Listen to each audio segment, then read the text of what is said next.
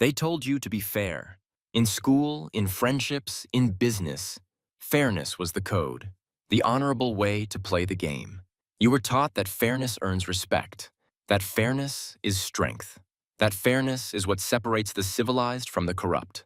But Machiavelli? He would laugh, because fairness, in his eyes, is not strength. It's weakness polished to look virtuous.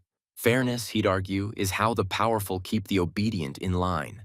It's the illusion they feed you so you never question why you're always the one giving up more, compromising more, losing more. It sounds noble, it feels safe, but Machiavelli knew, the moment you commit to fairness as a principle, you give up your leverage. Power isn't fair, strategy isn't fair, history isn't fair, and those who rise to control it know that. The moment you enter a negotiation thinking, let's make this fair, you've already surrendered the upper hand. Because the other side isn't thinking that. They're thinking, how much can I take while still looking reasonable? And when you cling to fairness, you become predictable, exploitable, easy to guilt, easy to trap. Machiavelli believed fairness is a luxury, one that rulers cannot afford and the ambitious cannot survive with. Not because being fair is wrong, but because everyone only wants fairness when they're losing. When they're winning, they want dominance. He watched princes rise and fall not because they were cruel, but because they thought playing fair would protect them. That justice would be returned in kind. That mercy would be appreciated. But in the real world, the one Machiavelli wrote the prince for, fairness is not a currency. Power is. He wrote not for saints, but for survivors. And in that world, fairness doesn't get you loyalty. It gets you revolts. It doesn't earn admiration. It earns doubt. Because fairness makes you hesitate. It makes you second guess. It makes you believe the other side deserves what you worked for. So people will smile at you and say, be fair. But what they really mean is, be predictable, be safe. Don't make me uncomfortable by wanting more. Fairness is the social leash. And Machiavelli didn't want you leashed. He wanted you calculating, cold, if needed, able to look at the game not with emotion, but with clarity. Because sometimes, the fair move is the wrong move. The fair choice is the weak one. And in a world where others hide ambition behind politeness, your refusal to be fair becomes your sharpest weapon. Look at how fairness is weaponized against you daily. You get less pay than your value because asking for more would be unfair to the team. You stay silent in arguments because being brutally honest might be unfair to their feelings. You let others win, not because they earned it, but because being too good makes you unfair. So you downplay your success, you shrink your demands, you compromise on what you want, just so you don't get called selfish, arrogant, or difficult. But Machiavelli would ask, why are you making yourself small to protect their comfort? Because fairness, as it's sold to you, isn't about balance. It's about control. It's how society gets you to obey without force. You internalize guilt. You censor yourself. You hesitate. And all while believing you're doing the right thing. It's a rigged system dressed in moral language. And Machiavelli knew language is how power hides. A prince who speaks of fairness while conquering your land is not a fair man. He's a strategic one. And that's the difference Machiavelli obsessively defined. A virtuous reputation means nothing if it costs you the throne. Because here's the truth no one tells you. People respect winners, not martyrs. They admire those who get what they want, not those who wait to be given it. So when you act out of fairness, ask yourself, am I being fair or am I being afraid? Afraid they'll leave if I ask for more. Afraid they'll judge me if I outshine them. Afraid they'll attack me if I don't fold. Because fairness rooted in fear isn't morality. It's manipulation, self-imposed. And Machiavelli believed, once you see this, once you realize that fairness is often just fear in disguise, you begin to unchain your will. You begin to speak without pre-apologizing. You begin to ask for what you actually want, not just what you think is reasonable. You begin to take more space, more time, more silence, without explanation.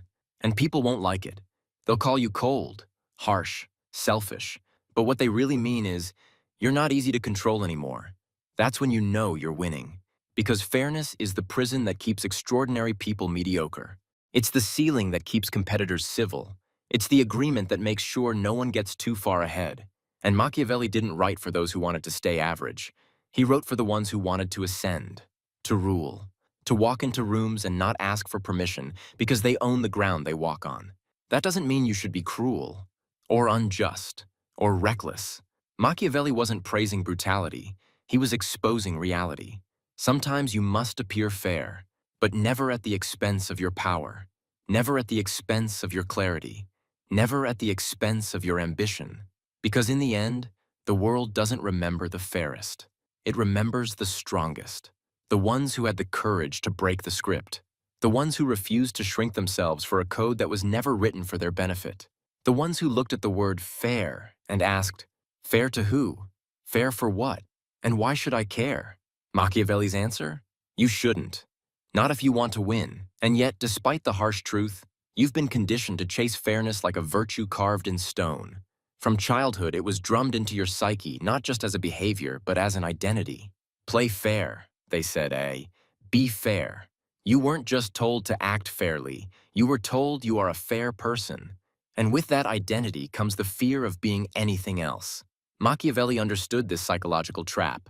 He understood that the most effective way to control a person is to make them control themselves. Not through chains, but through ideals. Because once you believe fairness makes you good, you'll censor any part of yourself that isn't fair, even if that part is the source of your power. This is how rulers keep order without force. They raise you to believe that taking what's yours is selfish, that asserting yourself is rude, that wanting more is greedy. So you suppress it. You hide your ambition under the mask of fairness. You wait your turn. You let others speak first. You downplay your instincts, all in the name of being decent.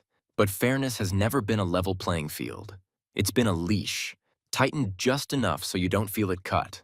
And while you walk carefully not to disturb the balance, those who understand Machiavelli's game are already rewriting the rules.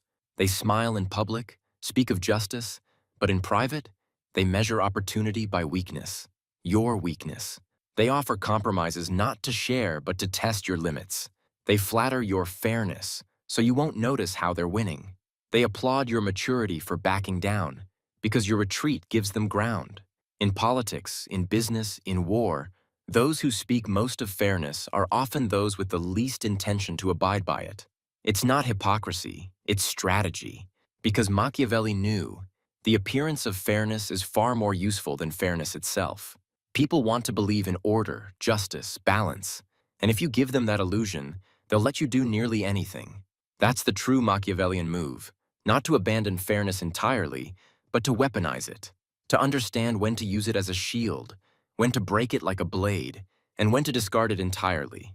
Ask yourself this: when have you felt the most taken advantage of? Was it when you were selfish? Or when you were fair? Was it when you stood your ground? Or when you gave others what they wanted, thinking they'd return the favor? You already know the answer. You were taught that fairness would earn reciprocity, that by being generous, others would match your energy, that by compromising, others would meet you halfway. But reality doesn't reward the fair. Reality rewards the shrewd, the bold, the calculating. Machiavelli wrote, "It is much safer to be feared than loved, if one must choose." Why? Because fear is reliable, love is fickle, and fairness? Fairness is just a gamble dressed up as virtue. It assumes that others share your values, that they're playing the same game, but they're not. And the ones who rise highest are those who realize the game has no rules, only appearances. So here's what happens when you stop being fair. You start choosing yourself first, without apology.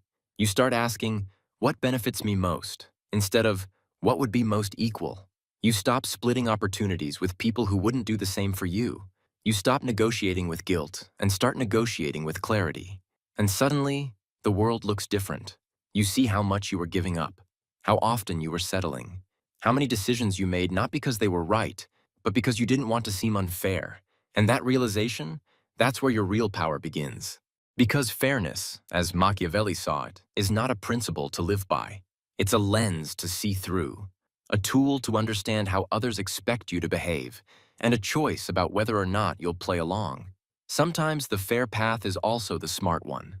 But when it isn't, when fairness puts you at a disadvantage, when it weakens your position, when it keeps you small, then it must be broken. Not with malice, with precision. Because the goal is not cruelty. The goal is survival, ascension, power. And those who cling to fairness without strategy don't rise, they get used. They become the dependable middlemen, the peacemakers, the ones who never ask for too much, the ones who get remembered as nice, but never as necessary. Machiavelli would say, "There is no avoiding war. It can only be postponed to the advantage of others." Fairness is how you postpone the fight. Strategy is how you win it. So the next time you're told to be fair, ask yourself, is this about justice or is it about control? Is this balance or a trap? Am I being asked to share or to surrender? Because power rarely wears its true face. It comes cloaked in virtue. And fairness, in the wrong hands, is just a knife that cuts without ever being seen. But once you see it, once you truly see the illusion, no one can use it against you again. And that's when you stop being a player in someone else's game and start becoming the one who designs the board. You were told that fairness creates trust, that by being fair, you make people feel safe around you. That fairness builds strong teams, friendships, even nations. But Machiavelli would tell you the opposite. Fairness creates expectations. And expectations, once set, are leashes around your throat. When you treat people fairly long enough, they stop seeing it as kindness. They see it as your duty. You become the person who always splits things evenly, who always listens, who always makes sure no one feels left out. And the moment you don't, the moment you do something self-serving or unapologetic, they don't just get disappointed, they feel betrayed. Because you train them to expect balance. You train them to think you'd never take more than your share. And now that you want more, now that you've changed the rules, you're a threat. Machiavelli warned rulers against this kind of predictability. He believed that when a leader always acts in line with virtue, always merciful, always fair, always just, they become weak. Not because those traits are bad in themselves, but because enemies learn to exploit them. If they know you'll always do the right thing, they can shape the battlefield to use your decency against you. This is what happens to fair people in real life. You're chosen for roles, not because you're the best, but because you're the safest. At work, you're picked to mediate. In friendships, you're the one they dump problems on. In relationships, you're expected to understand, compromise, and endure. And the moment you step out of line, say no, speak sharply, demand more, it's not just shocking, it's offensive. Because fair people aren't supposed to be unpredictable. But that's exactly why Machiavelli championed unpredictability. A wise ruler should not keep faith when doing so would be against his interest. To Machiavelli, predictability was suicide. Not because loyalty or fairness are bad, but because in a world of predators, being consistent is the same as being easy to trap. The truth is, fairness becomes a cage the moment people start expecting it from you. They'll call you noble while slowly bleeding you dry. They'll label you mature as long as you keep shrinking your wants. And the second you stop playing along, you're the villain. Because your refusal to be fair threatens the unspoken arrangement they built around your passivity. That's when you see who actually respected you and who just liked the way you made them feel. You'll hear things like, "You've changed. That's not like you. You're being selfish." But Machiavelli would smirk at those words, because they don't reveal your failure. They reveal that you were finally unpredictable, finally playing the game on your terms. People who demand fairness often mean, "Don't disrupt the system where I get more than you without having to fight for it."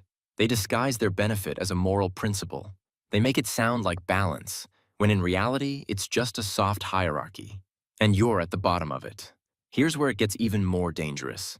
Fairness doesn't just restrict you, it distorts your perception of what's possible.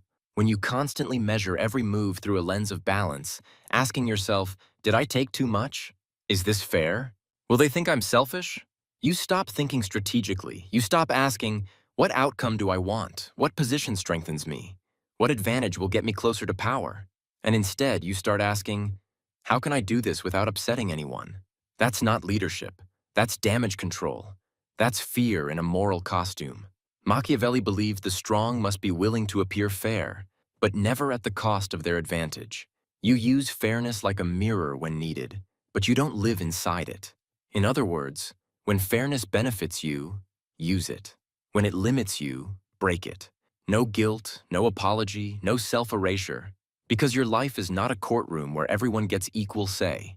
It's a battlefield of interests, and only those with clarity and the stomach to be seen as unfair will win.